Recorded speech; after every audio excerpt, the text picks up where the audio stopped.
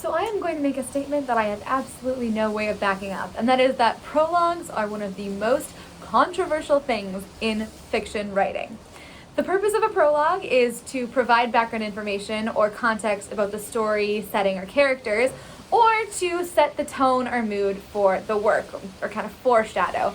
Like, for example, in the thriller prologues, they always show you the big climactic scene and then go back to before the character gets involved in this crazy dangerous situation to assure everybody that no, don't worry, this is a thriller. However, agents, editors, and sometimes readers seem to have a love-hate relationship with prologues. Some readers say they will never read the prologue. Some agents truly dislike them. So, like, what do you do as a writer when you want to start your novel and you need important context and information the readers to have to understand the story, and you're not sure about what to do for your prologue? So, here are 4 alternatives to a prologue that you might consider. The first one is use a retrospective device. Now, what do I mean with this? This is basically doing that foreshadowing or setting the mood or tone, creating a big curiosity seed without doing a full-on flash forward. It's something small, like in The Ballerinas, which is a wonderful book everybody should read. The first 2 lines are, "You start out as potential energy and then you fall. Before Natalie emailed and offered to take me back, before I killed anyone, I saw variations of the same quotation everywhere." Before I killed anyone, that's when your brain goes, what? And the reader desperately wants to turn pages to figure out what happened with the killing thing, which theoretically I think is just as, or maybe even more effective than showing the first part of that killing scene. Another example is To Kill a Mockingbird by Harper Lee. I love the opening to this. "When he was nearly 13, my brother Jem got his arm badly broken at the elbow. When it healed and Jem's fears of never being able to play football were assuaged, he was seldom self-conscious about his injury." And then later on, it says, "When enough years had gone by to enable us to look back on them, we sometimes discussed the events that led to his accident. I maintain that the Ewell started it all, but Jem, who was 4 years my senior, said it started long before that. He said it began the summer Dill came to us, when Dill first gave us the idea of making Boo Radley come out." There's another added benefit in that opening, in that it points out, actually in both of them, it points out important people. So in Ballerinas, it's Natalie. In To Kill a Mockingbird, there's Jem, there's the Ewells, there's Dill, and there's Boo Radley. And what that does is it kind of primes your mind and signals to you, okay, when Dill comes, even though it's just kids playing, you know this is significant. Boo Radley is going to be really important. When you hear mention of the Ewells, this isn't just for color, they come up.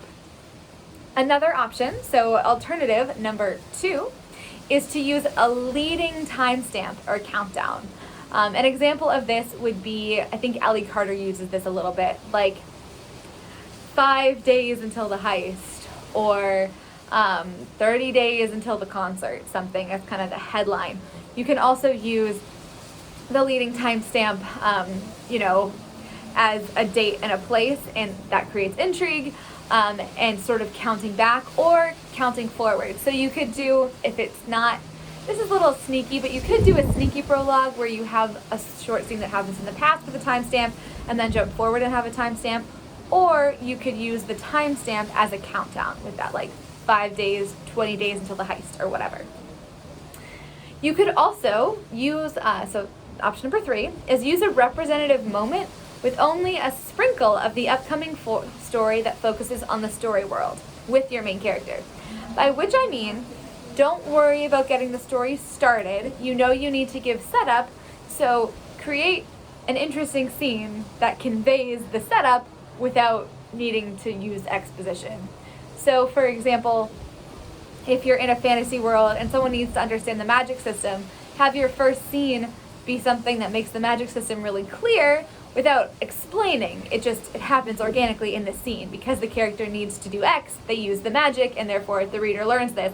And it's interesting and intriguing. Just put a little sprinkle of the story to come. Like, I don't know, I picked up the newspaper, oh no, the headline was bad again. And then when I went on to do the rest of my day, and the reader's thinking, oh, that means something.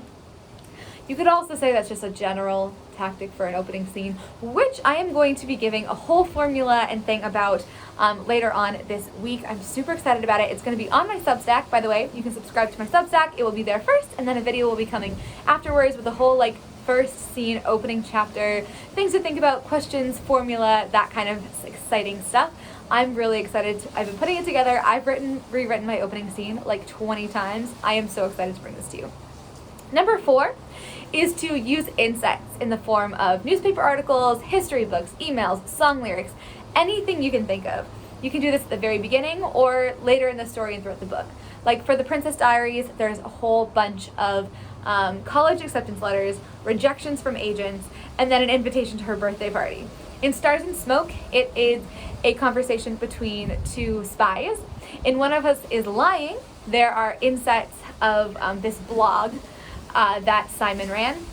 And in the book called The Daydreams, there is a newspaper article, a couple of newspaper articles actually, that throughout the book, they're not at the very beginning, but throughout the book, provide context on one of the characters and everything she kind of went through as a star gone wild.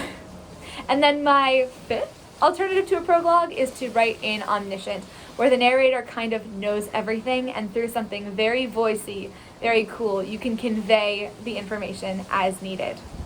An example of that would be Crazy Rich Asians, where the narrator has this like very sarcastic, like whatever voice, and pops in with information and in footnotes too, here or there, in a very kind of sassy, like know-it-all, omniscient way.